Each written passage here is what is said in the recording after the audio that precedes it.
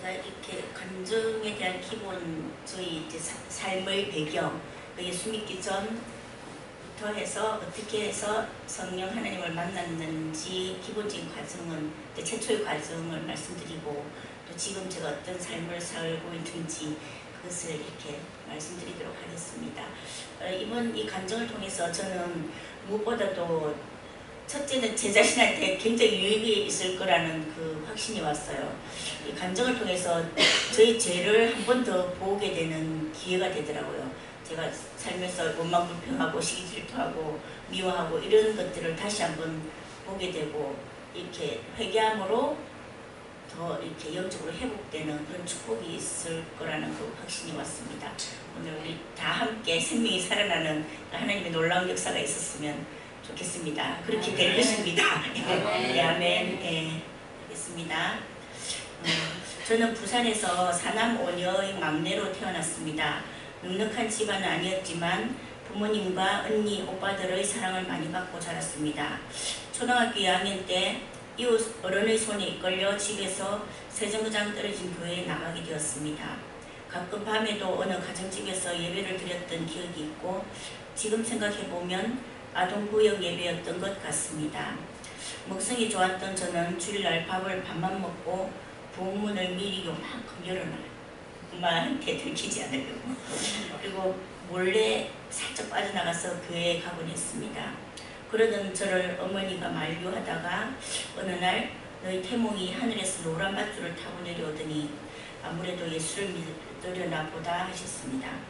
그의 크리스마스 날 개근을 하여 연필 3자루를 받은 기억이 있고 교회에 가면 즐겁고 좋았습니다. 그러다가 청소년기 때 이사를 가게 되었고 교회를 나가지 않게 되었습니다. 학교 졸업 후 취업이 되었는데 부산에 있는 고신의과대학 부속병원에 취직이 되었습니다. 그곳에는 목사님 추천서가 있어야 된다고 해서 그것을 계기로 다시 믿음 생활이 시작되었습니다. 그때까지만 해도 믿음이란 예수 그리스도께서 우리 죄를 위하여 십자가에서 죽으시고 사흘 만에 부활하셨다는 정도만 알고 있었습니다. 그때부터 성실한 성격 덕에 주의를 빠뜨리지 않고 꼬박 잘 지켰습니다. 결혼 정년기가 되면서 지금의 우리 남편을 만나게 되었고 이제 데이트하느라 교회를 나가지 않게 됐습니다. 저는 어릴 때부터 매우 튼튼했고 건강한 체질이었는데 조금씩 잔병 치료를 하기 시작했습니다. 깍두기만 먹어도 소화에 문제가 생길 정도로 몸이 허약해지면서 조금만 신경 쓸 일이 있을 땐 잠을 사흘 연달아 못 잔 적도 있었습니다. 과민성 대장 증상으로 3년 정도 몸이 아팠고 신경정신과에 갔더니 노이로제로 인한 장염이었습니다. 결혼 후 아이를 가져야 되는데 치료 중에는 임신을 할 수 없다고 해서 또 다른 병원을 찾아 치료하면서 첫 아이를 가지게 되었습니다. 제가 그렇게 아프게 된 결정적인 이유는 우리 남편이 간이 안 좋았어요. 시댁 집안이 다 간이 안 좋다는 걸 알게 됐어요. 그래서 제가 이 사람은 결혼해야 되나 말아야 되나 그 고민을 하면서 이 증상들이 온 거예요. 그런데 이렇게 아픈 와중에도 최종의 결론 내린 것은 그저 그렇구나 별로 사랑하지 않는데 평생을 사는 것보다 10년을 살아도 사랑하는 사람하고 살자 하고 결론을 내리고 이제 이런 치료를 받는 도중에 이제 결혼을 하게 됐습니다. 남편은 너에게 늘 자상하게 대해주었고 최선을 다해주었습니다. 시댁이나 친정에서도 막내라 저를 힘들게 했던 사람은 없었습니다. 그런데 마음에는 늘 미래에 대한 불안과 건강에 대한 염려로 삶이 행복하지 않았습니다. 그러자 경북 월성으로 남편이 발령받아 동해 바닷가 옆으로 이사를 가게 되었습니다. 그때 제 나이 32살이었고 어린 2딸이 있었습니다. 인생에 대해서 고민을 하기 시작했고 나의 정체성에 대해 생각해 보게 되었습니다. 나는 누구이며 왜 사는지 삶이 허무했습니다. 그런데도 제가 이런 고민을 하며 시름시름 또 과민성 방광염이 왔습니다. 신경 안정제를 먹으면 좀 괜찮았고 이렇게 시름시름 아팠습니다. 그때 문득 주일날 교회는 왜 저렇게 많은 사람들이 갈까 하는 의문이 들었습니다. 분명 비밀스러운 무엇인가가 있을 거란 생각을 했고 우연히 TV를 보았는데 황수건 박사가 예수님을 믿는다고 했습니다. 저렇게 똑똑한 분도 예수님을 믿는다는데 보잘것없는 나도 한번 교회에 가보자는 생각이 들었습니다. 교회에 가고 싶었지만 아무도 권하는 사람이 없었습니다. 먼저 2 아이를 주일학교에 보냈습니다. 그러면 교회 학교 선생님이 찾아오시겠지. 그러면 못 이긴 척 교회에 나가봐야지. 그러나 몇 달이 되어도 교회 학교 선생님은 전화 한 통이 없었습니다. 이런 모습을 보면서 저는 이제 요즘 생각은 지금도 교회에 오고 싶은 사람들이 곳곳에 있다는 거예요. 누구의 손길이 닿지 않아서 못 오고 있다고 생각하거든요. 그러자 같은 통로에 사는 후배한테 같이 교회 나가자고 권했습니다. 그 후배는 한 번도 전도를 받아본 적이 없고 시간을 갖고 생각해 보겠다고 말했습니다. 이런 건 생각하지 말고 그냥 불쑥 가는 거야. 그렇게 말하고 그 주에 같이 교회에 나갔습니다. 그러니까 처음 시작부터 전도를 한 거죠. 네. 그때부터 지금까지 믿음 생활은 계속 이어지게 되었습니다. 저는 그 뒤로도 방광염으로 계속 고생을 하였고 처음부터 새벽 예배를 나가게 되었습니다. 한겨울이 바닷바람이 너무 차가웠고 이렇게 새벽 4시에 일어나서 한겨울이니까 롱코트 입고 셔워를 쓰고 이렇게 눈만 내고 동해 바닷가를 한 20분 정도 걸어가면 조그만 교회가 있었어요. 그리고 그 걸어가는 동안은 동해 바다가 얼마나 파도가 세요. 철썩 이런 소리 들으면 진짜 무섭거든요, 새벽에. 근데 밤에 잠도 안 오고 파도 소리가 자면서도 그 멀리 있는 바닷가 파도 소리가 지금 다 들렸어요. 그 정도로 잠이 안 오는 거예요. 그리고 가보면 조그만 교회인데 목사님 부부, 할머니, 아들, 그리고 집사님 한 2분 정도 마룻박에 엎드려서 기도하시는 거예요. 그때 목사님께서 저에게 성경을 선물로 주셨고 지금도 그 성경책을 쓰고 있습니다. 그리고 12번의 엽서를 저에게 보내주셨는데 이겁니다. 제가 지금도 갖고 있습니다. 그래서 이제 처음에 이제 교회에 다시 나오게 됨을 진심으로 축하드립니다. 하나님의 은총이 온 가족이 항상 임하시길 기원드립니다. 임창종드림. 그 다음에 96년이라는 긴 여행이 시작되었습니다. 새해에는 영육과 발전이 있기를 바라며 새로운 즐거움을 경험하는 한 해가 되시길 기도합니다. 한 주간 평안하셨습니까? 끊임없이 다가오는 인생의 희노애락의 연속된 생활 속에서 천지를 섭리하시는 여호와 하나님의 도우심 속에 정복하는 형통이 있기를 기원합니다. 이렇게 12번의 엽서를 이렇게 보내주신 거예요. 그리고 여기 속에는 좋은 글들이 있고 뭐 천사, 천국에 대한 이런 내용들이 있습니다. 이제 목사님께서 옆에 이제 2-3줄 이렇게 간략하게 해서 이제 12번을 일주일에 하나씩 이렇게 보내주셨어요. 그러면 저는 이게 너무 좋아서 냉장고에 붙여놓고 밥 하다가도 보고 또 보고 또 보고 하는 거에 너무 좋은 거예요. 그리고 지금 생각해보면 우리가 오늘날 너무나 이렇게 편지, 차필 편지하고 좀 많이 거리가 멀어졌잖아요. 지금도 이렇게 한 사람을 놓고 기도하면서 12번의 엽서를 보낸다면 교회 발걸음하지 않을까요? 저는 그런 생각이 들었어요. 그래서 다시 저도 이런 걸 좀 해야 되겠다 이런 생각이 들었습니다. 이번 기회를 보고. 그래서 이제 이렇게 그거 하고 이제 거기서 6개월 정도 살고 이사를 가게 됐어요. 전남 영광으로. 그때도 이제 사모님께서 전화를 해주시면서 잘 정착했는지 계속 전화를 해주셨어요, 저한테.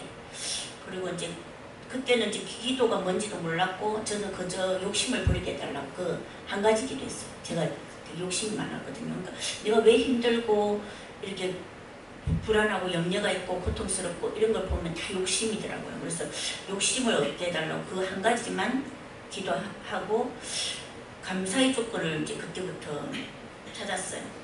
그런데 어느 날 코끝에 바람이 싹 스쳐가는 그걸 느끼고서 제가 그냥 저도 모르게 아 바람이야 이러면서 바람이 너무 감사한 거예요. 그 뒤로는 이제 뭐 나뭇잎도 감사하고 하늘이 감사하고 그 진짜 막 저는 이 문이 감사했어요. 창문하고 문이 그렇게 감사한 거예요. 우리가 이 문이 없다고 생각하고 있어요. 이 밀폐된 공간이 얼마나 답답하겠어요. 그러니까 이 문이 너무 감사한 거예요. 그리고 이제 제가 2층에 사는데 2층이 감사한 거예요. 1층보다는 덜 겨울에 덜 춥고 3층보다 그때 3층 아파트에 있거든요. 3층보다는 덜 덥고 2층이 너무 감사하고 집 앞에 길이 감사했어요. 길이 있으니까 다닐 수 있고 또 사람들이 오며 가며 하는 걸 볼 수가 있는 거예요. 그래서 길이 너무 감사했어요. 그러니까 이제 제가 나중에 이제 우리 이승태 목사님 고등부에 오셨을 때 제가 처음 감사했던 게 그거였다고 하니까 그것이 성령님을 처음 체험한 거라고 그러더라고요. 네. 그때 이제 그런 게 감사했고 그러면서 얼마 안 있다가 이제 로마서 말씀을 아는 구역장이 이제 배우자에서 같이 배웠는데 아 말씀이 꿀송이처럼 달다는 게 이거였구나. 그때는 정말 밥하는 시간 빼놓고 하루 종일 말씀을 들었어요. 테이프로 듣고 성경책을 보고 어떨 때는 진짜 다리에 땀이 흠뻑 젖어가 흘러내려도 제가 모르고 있는 거예요. 막 2시간, 3시간 말씀 보다 보면 막 땀이 막 온몸에 흘러있더라고요. 그래도 말씀이 너무 좋았어요. 그래서 또 속사람과 겉사람에 대해서 배웠고 또 하나님의 법을 우리 속사람들은 즐거워한다는 것을 그때 알면서 우리는 다 이렇게 죄에 대해서 죽은 자여 그리스도 안에서 하나님에 대해서는 산자로 이룰지어다 이 말씀이 또 와닿았습니다. 그래서 예수님 안에서 다시 태어남을 깨달았고 그때부터 말씀을 사모하기 시작했습니다. 하나님의 자녀가 된 것이 너무 감사했고 그때부터 교회에서 주어지는 대로 봉사하며 헌신하는 삶을 살게 되었습니다. 그곳에서 3년 반 정도 신앙생활을 하고 남편이 방글라데시로 발령을 받게 되었습니다. 저는 낯선 곳으로 이사를 하면 꼭 적응될 때까지 몸이 많이 아팠습니다. 그런데 이번에는 서울로 이사가도 몸이 아프지 않을 거라는 믿음이 생겼습니다.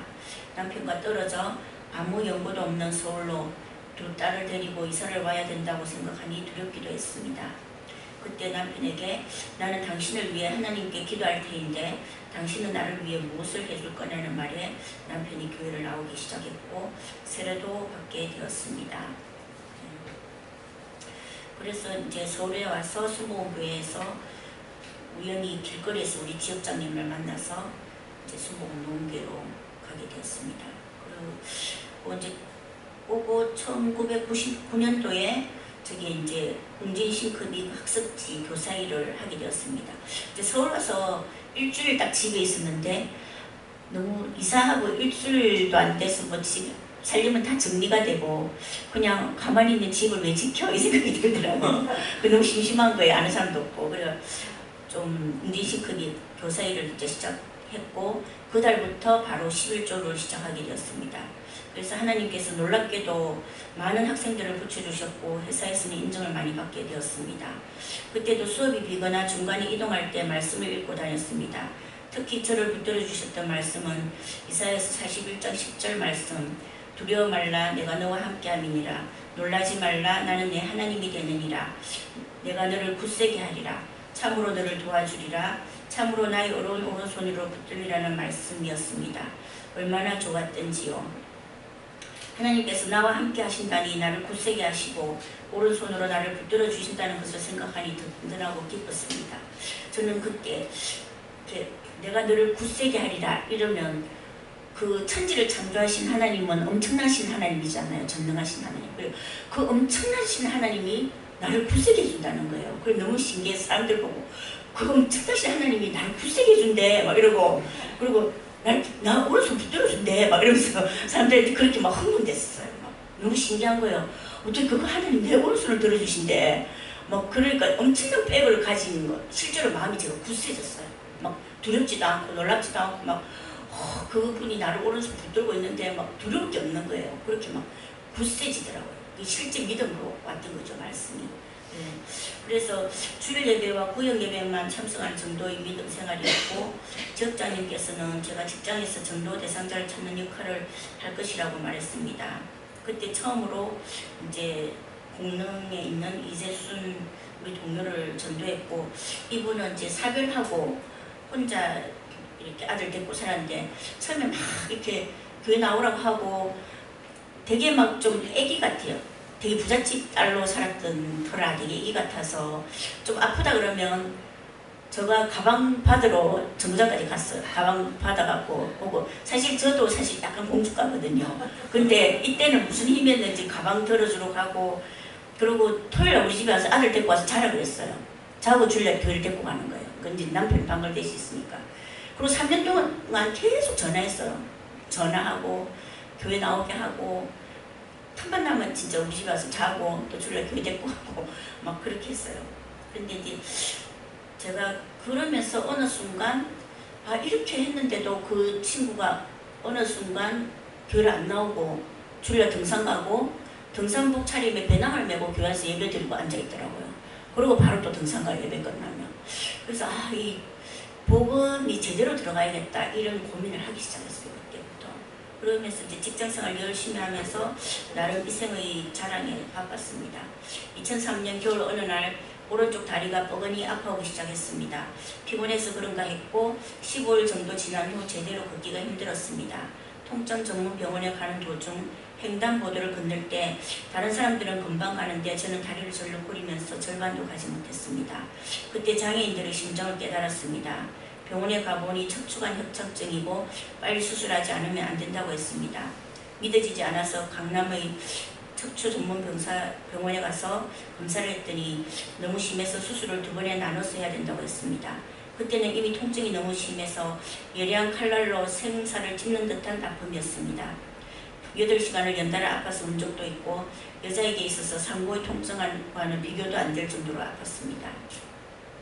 병원에 가서 준하요법 2번 정도 물리치료만 받고 그때부터 수술하고 싶지가 않았고 병원에 가고 싶지도 않았습니다. 수술을 하게 되면 저를 간병해 줄 사람도 없었고 아이들을 돌봐줄 사람도 없어서 수술하고 싶은 마음이 없어졌습니다. 직장을 더 다닐 수 없어 병간을 했고 20분 이상을 서 있기도 힘들었습니다. 누워서 생활했고 방앗간 생활은 일절 할 수 없었습니다.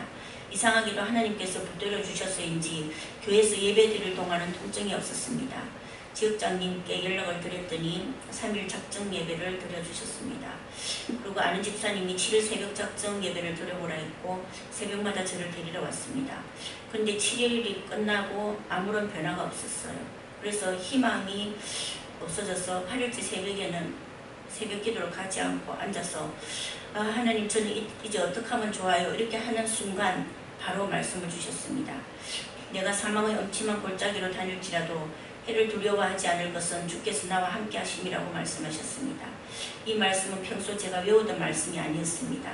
필요에 따라 성령님께서 말씀을 기억나게 하셨습니다. 감사하게도 집안일, 새벽 차량 운전, 공과금, 아이들 일을 봐주는 세 사람을 붙여주셨고 누워서 생활해도 소화가 너무 잘 되고 그런 통증 가운데 마음은 전혀 불안하지 않고 평안했습니다. 할렐루야. 통증이 너무 심할 때는 일부러 잠을 청하면 잠이 들었고 자는 동안에는 통증이 없었습니다. 때에 따라 사람을 붙여주셔서 저를 위로하시고 필요한 말씀들을 주셨습니다. 교회 전차가 오살리 기도원을 가는 날이었습니다.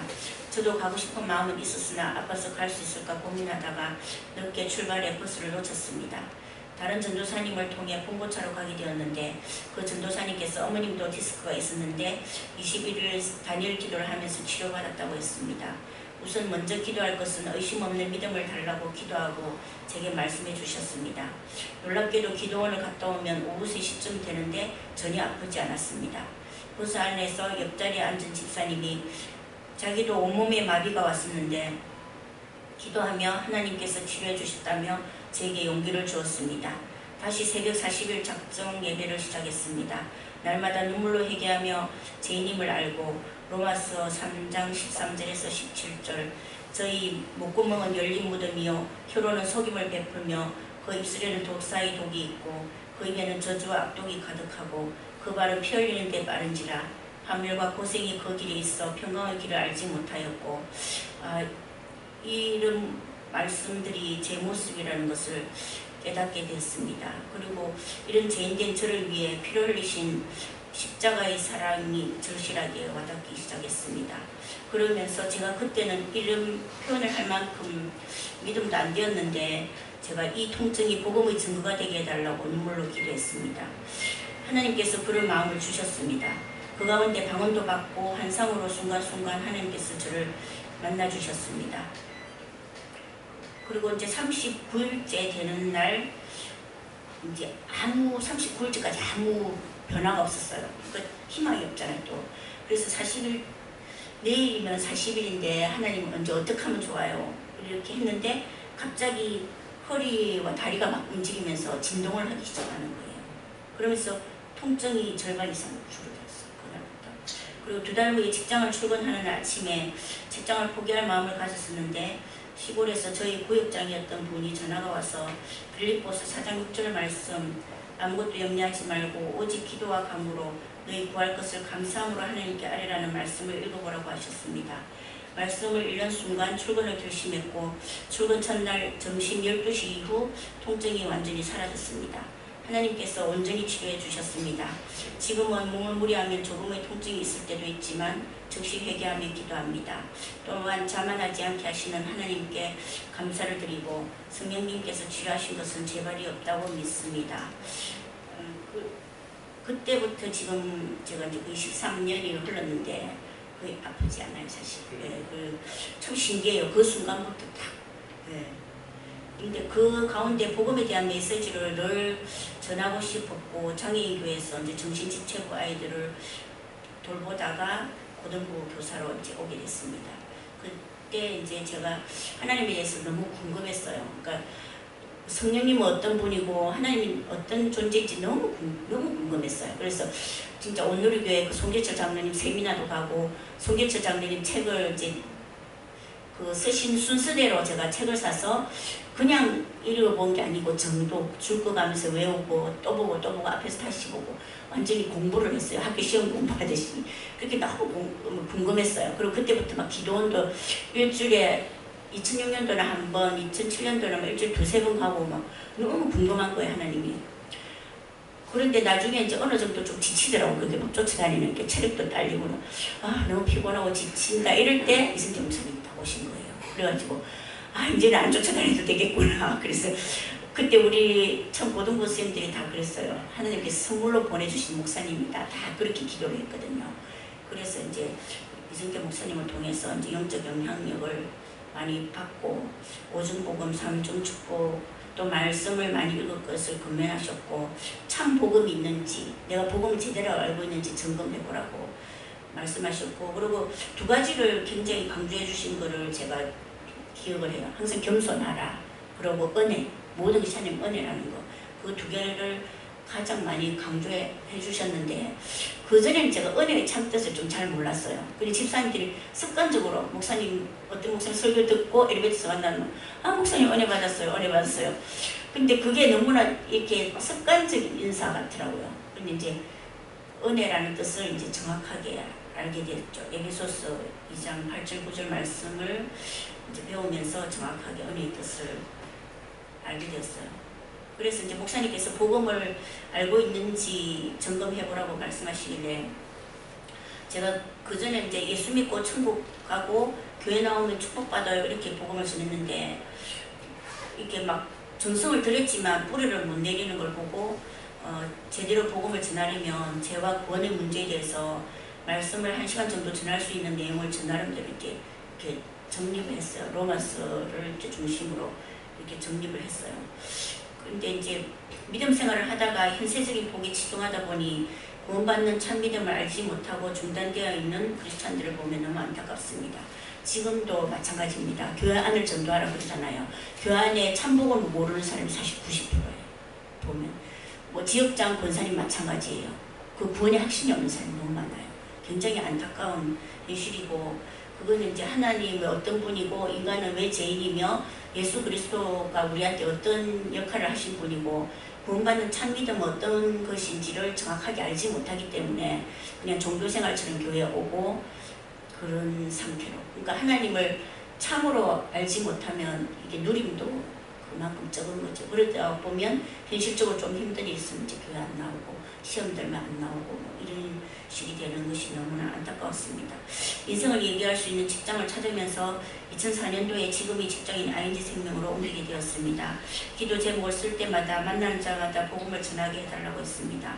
그리고 보험일이 어렵다 보니 기도하면 하나님께서 늘 듣든지 아니 듣든지 복음을 전하라, 천하 만민에게 전하라, 그리고 성령이 너에게 임하시면 권능을 받고 예루살렘과 온 유대와 사마리아 땅끝까지 이르러 내 증인이 되리라 하시느라는 말씀을 주셨습니다. 찬양으로는 이곳에 주께 있으니 어서 가서 주의 복음 전하라, 주가 너를 항상 지키리라는 찬양을 응답으로 주셨습니다. 또 사도행전 말씀에 보면은 성전에 있든지 집에 있든지 예수를 그리스도라 가르치기와 그 복음 전하기를 강조하신 그 말씀을 또 한때 많이 새기면서 한때 그런 작정을 한 적도 있었어요. 하루에 1복음 말하기. 그게 제가 이제 2015년도에 그렇게 작정했던 것 같아요. 그러니까 어떻게 하냐면 내가 꼭 이렇게 예수 믿으세요 안 믿는 자에게 전하지 않더라도 믿는 자하고 만나더라도 커피 마시면서 하루에 한 번은 꼭 예수님과 하나님에 대해서 얘기하기. 그거를 좀 실천하니까 좀 더 복음을 열심히 전하게 되고 또 제 자신도 영적으로 사는 것을 많이 느꼈습니다. 고객을 만나서 상담을 하다 보면 자신의 사정과 속내를 털어놓고 얘기하면 예수 믿지 않고는 근본적인 답이 없다는 것을 깨닫고 복음을 우선적으로 전하게 하셨습니다. 그리고 이제 직장에서 복음 전한 제가 몇 가지 사례를 말씀드리겠습니다. 제 고객 중에 한 분이 쯔가무시병에 걸렸어요. 그래서 김포에 있는 우리들 병원에 입원을 했는데 딱 갔는데 이분은 불교 신자하고 이렇게 뭐 염주 같은 거 이렇게 막 손에 걸고 있었어요. 근데 참 신기한 것은 하나님께서 어떤 상황 가운데 꼭 지혜를 주세요. 근데 미닫이 병원 문이 요만큼 요만큼 좀 많이 열려 있었어요. 그래서 제가 닫으면서 요만큼은 열었어요. 그러면서 사장님, 이 밖에서 이 문틈 밖으로 어떤 사람이 말을 타고 달린다면 어떨까요? 순식간에 빨리 싹 지나가겠지요. 그것을 불교에서는 찰나라고 하지요. 네, 그랬어요. 그러니까 그분이 불교 신자니까 이제 그게 불교에 맞는 말을 하셨죠. 그러니까 그게 찰나라고 한다, 불교에서는. 근데 우리 인생이 이와 같지 않겠느냐, 이렇게 짧다.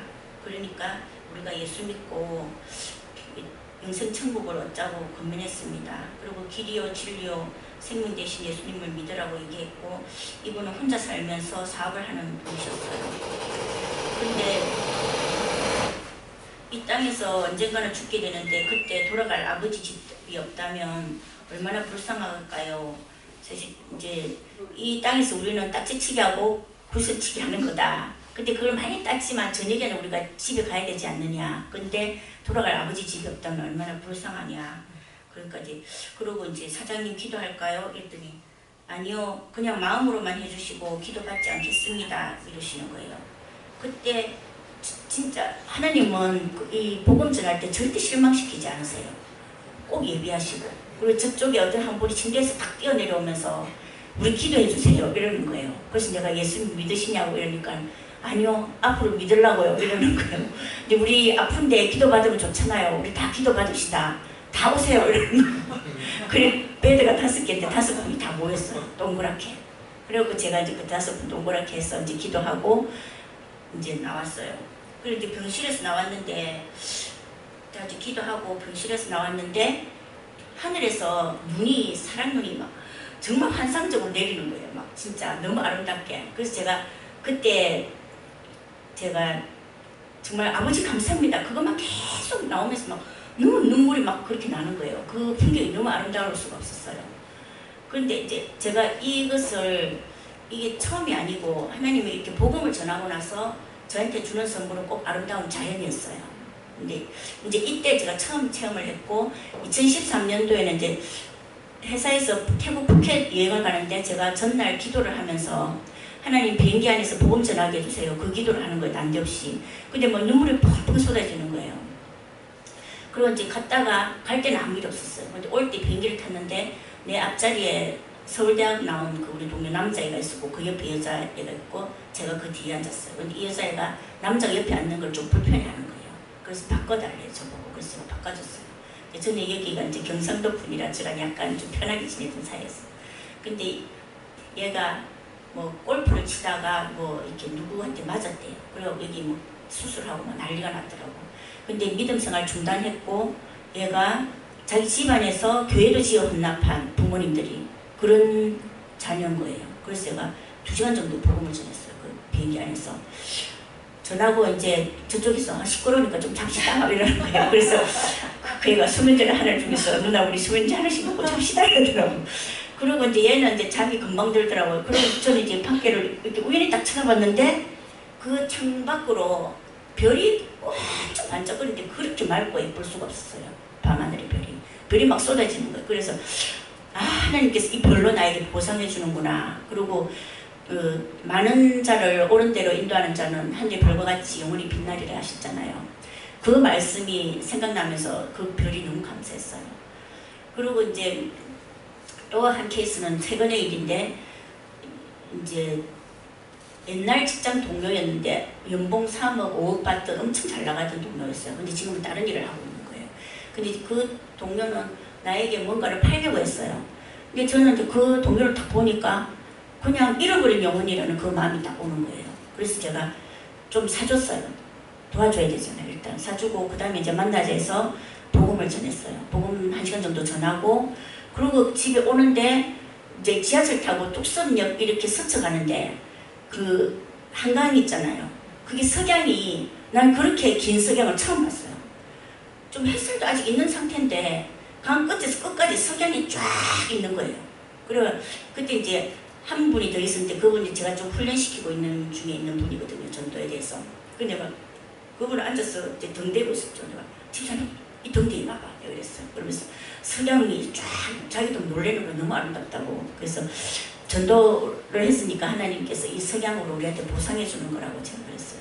그래서 하나님이 이렇게 자연으로 이렇게 저한테 항상 보상해 준다. 그리고 그 뒤에 몇 번 더 만났는데 그분이 이러는 거예요. 사실은 자기 엄마가 권사님이고 자기 고등학교 때까지 교회를 다녔는데 그 뒤로 교회를 안 가고 있다고 그 얘기를 하는 거예요. 그래서 제가 다시 이제 교회를 나갈 것을 지금 고민하고 있는 중이에요.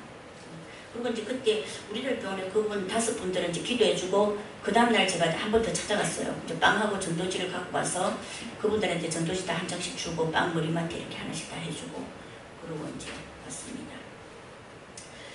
그 다음에 이제 또 이분은 제가 방광암을 앓고 있는 분이 어떤 모임에서 알게 됐는데 방광암을 5번 수술한 거예요. 그런데 그분이 이제 앞에서 자기가 뭐 우리한테 방광암 수술했다 이런 얘기를 하고 그날 같이 식사를 하고 저보다 한 2~3살 많은 분이었어요. 제가 오빠 이랬어요. 근데 저는 사회에서 누구한테도 오빠라고 안 부르거든요. 근데 그분한테 오빠라는 소리가 났어요. 아 오빠 하면서 그냥 그분 너무 사랑스럽더라고. 그렇게 아픈 분이. 그리고 이제 개인적으로 이제 한번 만나자고 그랬어요. 그래서 태릉 쪽으로 오래서 그래서 식사를 하고 태릉 공원으로 데리고 왔어요. 그리고 이제 복음을 얘기했더니 자기 와이프는 엄청 절 열심히 다니고 절도 하나 지어놨대요. 그래서 절에서 살다시피 한대. 그래서 이제 복음을 전하고 제가 이제 그래서 그러면은 제가 그 조교 목사님 말씀 테이프하고 성경책 뭐 신앙수석 같은 걸 택배로 보내줄 테니까 읽어보겠느냐 이런 거 그렇게 하겠대요. 그래서 이제 그렇게 보냈어요. 우편으로. 그리고 보내고 이제 우리 교회로 오게 해서 이제 영접하고 6번째 방광암 수술을 하러 또 병원을 갔어요. 가고 그리고 이제 그때 좀 제대로 전하지는 않은 상태라서 제가 한 달 뒤에 다시 광화문 공원에서 만나자고 했거든요.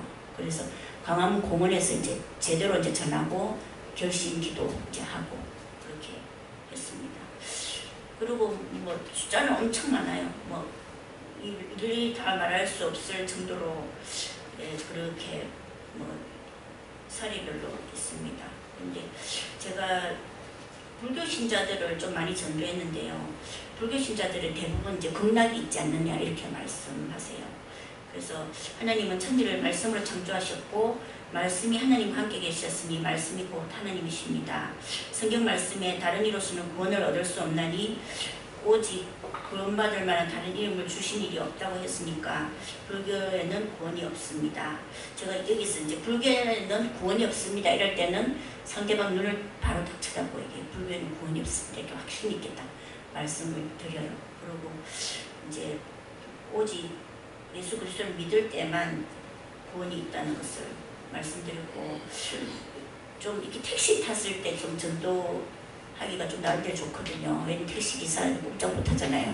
그러니까 들을 수밖에 없고 어디까지는 제가 손님이잖아요. 그래서 이제 택시를 타고 근데 하나님께서 인도하시더라고요. 어떨 때는 제가 노원이나 이런 데서 내려야 되는데 한 번은 쌍문역에서 내리고 싶은 거예요. 갑자기.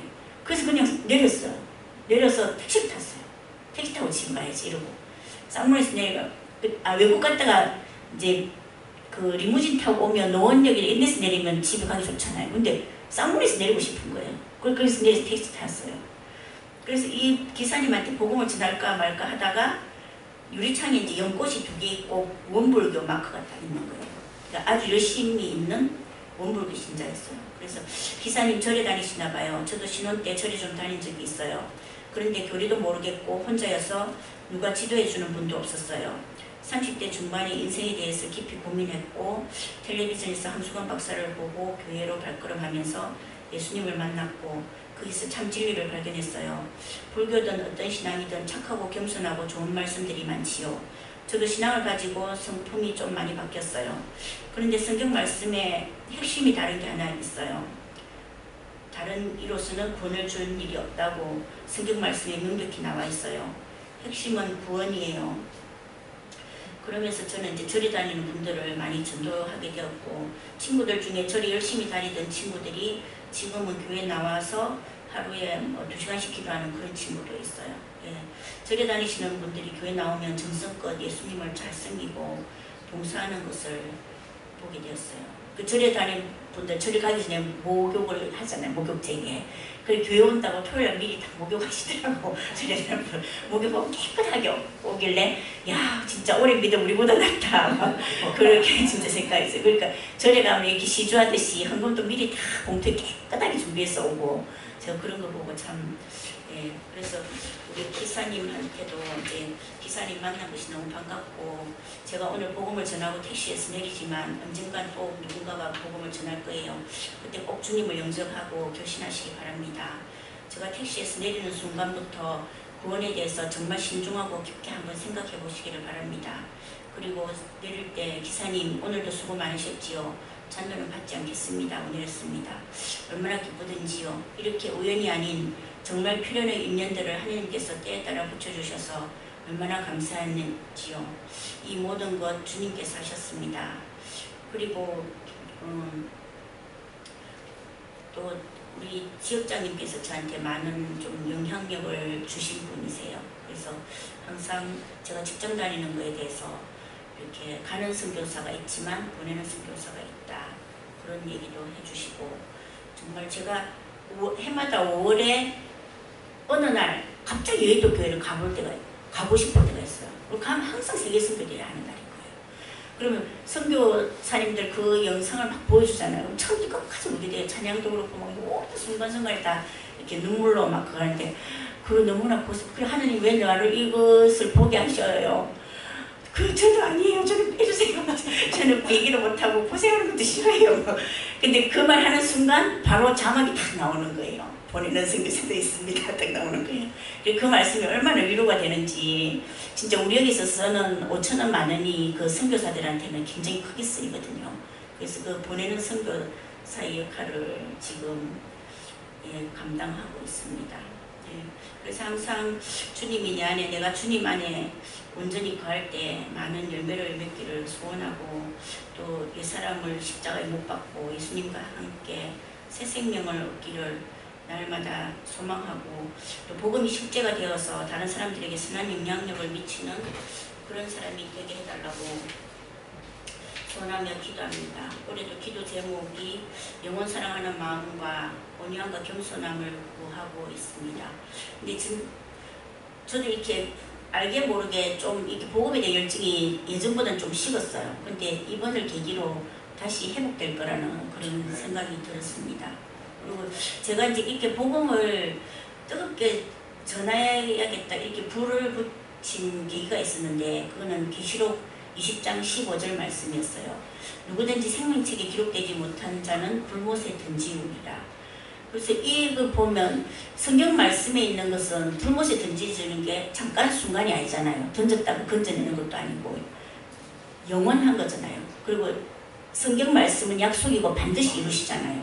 그러면 믿지 못하는 자는 불못에 던지어지는 건 확실한 거거든요. 하나님께서 반드시 이루시기 때문에. 그래서 저는 이제 믿지 않는 자와 이렇게 대화를 하다 보면 상대방이 이게 불못에 던지지는 것이 상상이 되더라고요. 너무 불쌍한 거예요. 이 사람이 불에 던지지면 어떡해. 그리고 그 타 얼마나 고통스러워. 그게 순간이 아니고 영원하잖아요. 그러니까 막 견디지를 못하겠더라고요. 그 순간. 그럼 너무 안타깝고 근데 저도 예전에는 정말 상대방이 싫어해도 끝까지 전했어요. 하나님 너를 진짜 사랑하기 때문이야 이러면서 막 끝까지 전하고 있는데 지금 저도 사실 그러지 못하고 있는 저를 좀 발견하거든요. 그래서 이 말씀을 이제 본 뒤로 이제 복음에 대한 그런 이제 뜨거움이 있었어요. 그리고 이제 최근에 이제 좀 하고 있는 제 사역적인 부분은 그 제가 전도 훈련을 받으면서 영락교회 권사님을 알게 됐는데 저랑 공통점이 굉장히 많았어요. 그래서 같이 장충당 공원을 일주일에 한 번씩 전도하고 비가 오거나 이제 겨울에 추울 때는 백병원, 을지로 백병원이나 국립의료원 가서 이제 전도를 해요. 병원 전도를. 이제 장충당 공원에서는 꼭 예비대원자가 있어요. 꼭 한 명은 전하게 하시고 실망시키지 않으시고 병원 전도도 마찬가지예요. 그리고 진짜 구원파도 만나고 신천지도 만나고 근데 이단이 전혀 두렵지가 않아요. 네, 이 복음을 확실하게 딱 그게 들어오면서부터는 그 사람들이 전혀 무섭지가 않고 그냥 불쌍하게 봐지더라고요. 그리고 한 분이 이제 전도하면 한 사람을 옆에서 기도하고 조금 영적으로 안 좋다 싶은 분들이 있어요. 그러면은 그 사람이 만약에 전도하고 있으면 저는 좀 딴 데 가서 제가 방언으로 막 기도를 해요. 그러면 그분이 영적으로 안 좋은 그런 분은 반드시 이단이더라고요. 나중에 알고 보면. 그리고 우리 여기 권사님이 굉장히 용감하세요. 그리고 좀 잘생긴 아저씨들 보면 아저씨는 젊을 때 사모님 좀 마음고생 시켰겠네요. 얼굴이 뺀질해가지고 막 이런 말을 막 하세요. 근데 그 남자분들이 절대 화를 내지 않아요. 신기한 거는. 그리고 어떤 분은 공원에 누워있어요. 그리고 가서 이렇게 전해요. 그러면 그 아저씨가 화가 나가지고 벌떡 일어나요. 자다가. 아니 지금 이 시간에 이게 뭐 하는 짓이냐 하면서 당신들은 세금 얼마 내봤어? 막 이렇게 말해요. 엄청 부잣집 남자가 봐요. 그러면 이 권사님은 아 우리 그런 돈이 없죠. 그러니까 전도를 안 했지. 우리 돈 있으면 전도를 안 했을 거라고. 그거 쓰고 즐겁게 살았지. 그러면 그 사람이 벌떡 일어나가지고 또 막 다른 얘기해요. 그 다음에 이제 복음을 듣는 거예요. 그럼 결심하고 또 어떤 할아버지는 귀가 어두워서 자기는 안 들리니까 전하지 말래요. 근데 그분 역시 영주 막 하고 사모님이 절에 엄청 열심히 다니는 그런 분이에요. 그래도 권사님은 듣든지 말든지 하면서 할아버지 저 따라하세요 이러면서 뭐 하나님은 살아계십니다 엄청 크게 해요. 지나가는 사람들 다 쳐다봐요. 근데 이 할아버지가 따라해요. 신기한 거는. 그리고 나중에 결심해요. 네. 그렇게 해서 이제 하고 병원 전도는 병원에 가서 주로 이제 아픈 사람 뭐 다리가 어떠시냐 뭐 위는 괜찮으시냐 식사는 잘 하시냐 우리가 이렇게 인사를 해요. 그러면은 아 위가 안 좋아서 소화가 안 되고 이러면 그 자리에서 이제 기도해드려요. 기도해드리고 또 하나님께서 환경을 조성해 주시더라고요. 어떤 병실은 딱 할머니 혼자 계세요. 베드가 여러 개 있는데 그래서 그 할머니에게 이렇게 1시간 정도 전도를 했는데 전도가 다 끝나고 나니까 사람들이 들어오기 시작하는 거죠. 그러니까 하나님께서 환경을 만들어 주신 거죠. 그리고 어떨 때는 또 1시간 돌아도 아무도 전도 못할 때 있어요. 그래서 아, 오늘은 없나 보다. 저 구석에 서 있는 저 할아버지한테 가볼까? 복도에 어떤 할아버지 서 계시는 거예요. 그리고 가서 이제 전도를 하면 그 할아버지 결신하는 거예요. 근데 이 결신하는 분들 공통점이 자녀들이 기도하고 있는 분들이 많더라고요. 그렇게 해서 이제 실망시키지 아니시고 꼭 이렇게 이제 이런 경험을 하게 하시는 거예요. 그래 우리가 새로 또 전도를 할 수 있잖아요. 그래 이제 우리 보면은 말씀에 전하지 않고 어찌 들으리요, 듣지 않고 어찌 믿으리요. 이제 이 말씀을 보면 우리가 좋은 인격을 보여주면 예수 믿겠지. 근데 너무 더뎌요 그거는. 그러니까 우리가 좋은 인격을 보여주기란 우리 죄인된 존재가 완전한 모습을 보여줄 수가 없잖아요. 사람들은 예수님에 대해서 완전한 분이란 걸 알아요. 안 믿는 사람들도. 근데 믿는 자가 조그만 거 뭐 실수해도 너 예수 믿는다면서 왜 그래? 이렇게 말하거든요. 근데 우리 실제 완전한 존재가 아니잖아요. 그래서 이 복음을 우리가 완전한 인격을 보여주기 전에 그냥 전해야 되는 거더라고요. 전하면 성령님께서 역사하시는 거예요. 전하면 내가 어떻게 저 사람을 안 믿으면 어떡하지? 그런 생각 우리는 할 필요가 없어요. 우리는 거기서 전하기만 하면 돼요. 그리고 역사하시는 것은 하나님이신 거예요. 하나님께서 다 알아서 하시기 때문에 전하는 거예요. 그러니까 잘 전해야지 저 사람이 거절하면 어떡할까? 그런 염려도 할 필요 없는 거. 그냥 아무 생각 안 하고 그냥 전하는 거예요. 전하면 이제 그 사람이 상황에 따라서 이렇게 결심하시거든요. 그리고 거절할지라도 한 번 듣고 교회 나오지 않아요. 그러니까 7번, 8번 이렇게 쌓여야지 어느 날 그분이 교회를 나오시잖아요. 그러니까 우리는 먼저 믿은 자로서 이렇게 씨 뿌리는 작업을 계속 해야 되는 거예요. 그러면 나중에 다른 사람이 거두시는 거예요. 그러니까 뿌린 자나 거두는 자 동일하다 그랬잖아요. 그래서 우리는 항상 때를 얻든지 못 얻든지 전하는 그런 역할을 해야 된다고 봅니다. 그리고 그저 지하철에 제 옆에 이제 3학년짜리 꼬마 남자애가 앉아있더라고요. 그래서 교회 나가는 예수 믿냐니까 전 무교예요 이러는 거예요. 그러니까 이 꼬마들도 이 무교라는 단어를 아는 거예요. 그 정도로 요즘 똑똑하더라고요. 그래서 제가 이제 복음지를 주면서 이 안에 그림으로 잘 설명되어 있으니까 꼭 읽어봐라 이러니까는 되게 좋아하면서 봤더라고요.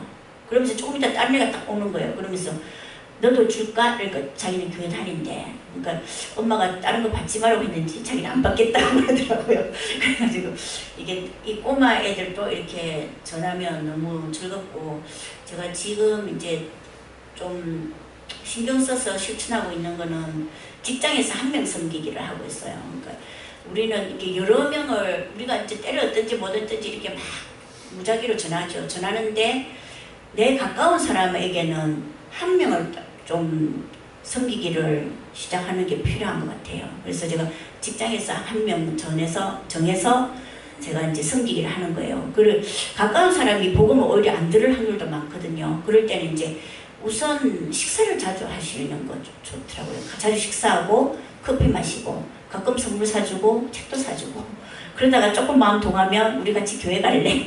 수요 예배가 참 부담이 없잖아요. 수요 예배 갈래? 이렇게 해서 몇 번 데리고 가는 거예요. 그러다 보면 어느 순간 이렇게 쌓이면 그게 이제 되는 거예요. 그리고 제가 몇 년 전에 이제 우리 이성태 목사님 그 임팩트 원 그거 가지고 지금 우리 직장도 3명 됐고 일주일에 한 번 1시간 일찍 출근해서 그 말씀을 나눴거든요.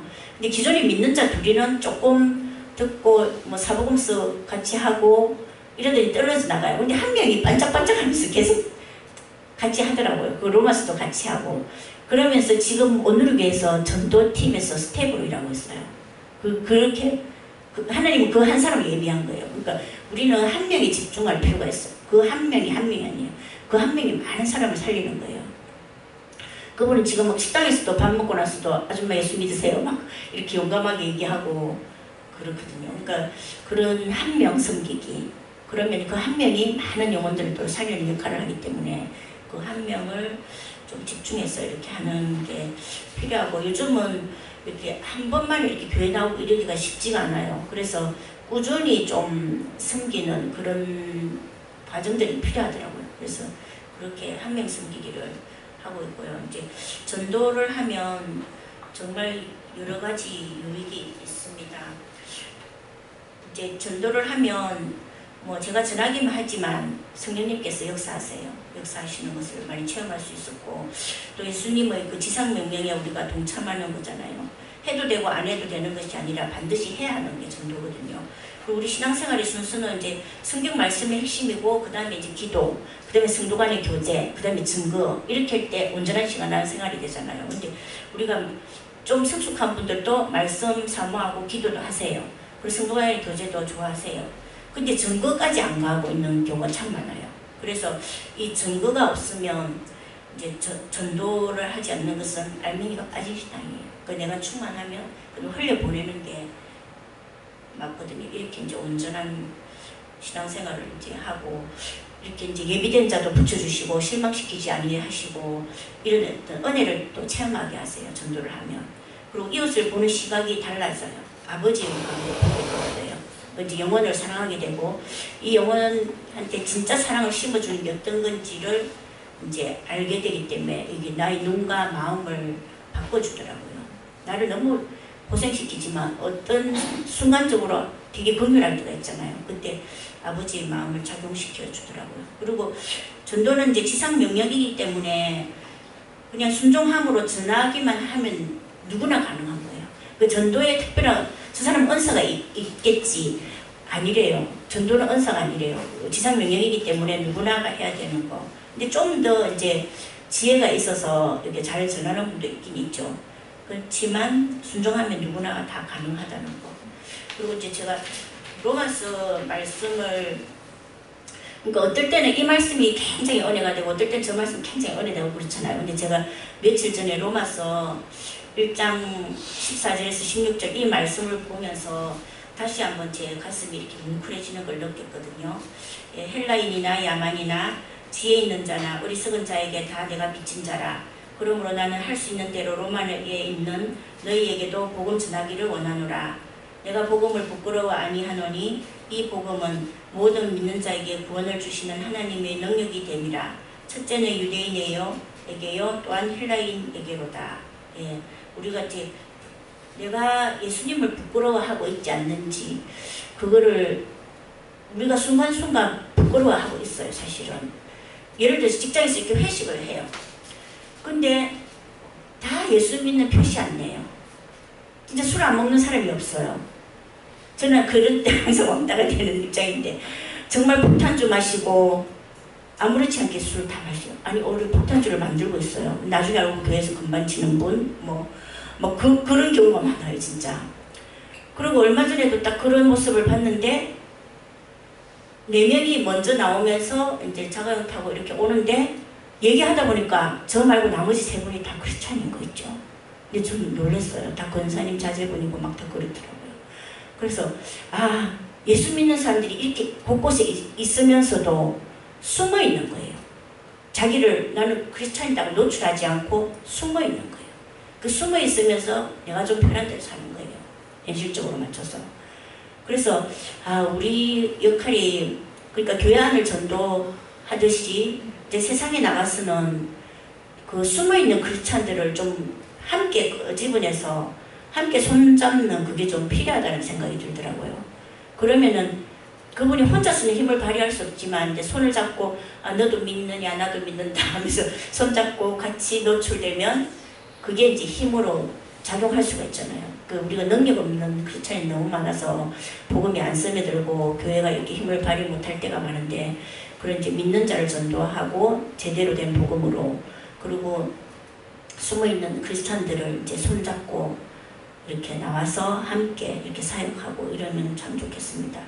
그래서 저는 이제 반석교회를 늘 기도하는데 우리 반석교회 성도분들께서도 이렇게 훌륭한 말씀 전하시는 우리 목사님 계시고 하니까 좀 전도를 했으면 좋겠어요. 그러니까 이 주변에 뭐 전도할 수도 있는 거고 아니면 내 동료나 이웃에게 한두 명에게 먼저 실천해보면 나중에 더 그게 좀 자신감도 생기고 하나님께서도 지혜를 주시거든요.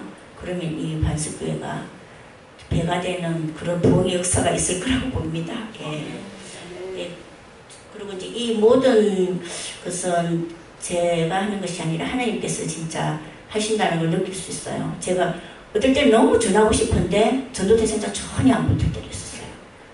정말 너무 복음을 말하고 싶은데 다 만나면 다 믿는 사람, 그것도 확신 있는 사람만 이렇게 계속 만날 때가 있어요. 그래서 아 이거 내가 전하고 싶다고 해서 전하는 게 아니구나.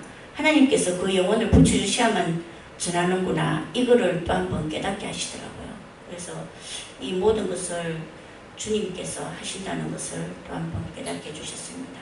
이 모든 과정 하나님께 영광 돌립니다. 이상입니다.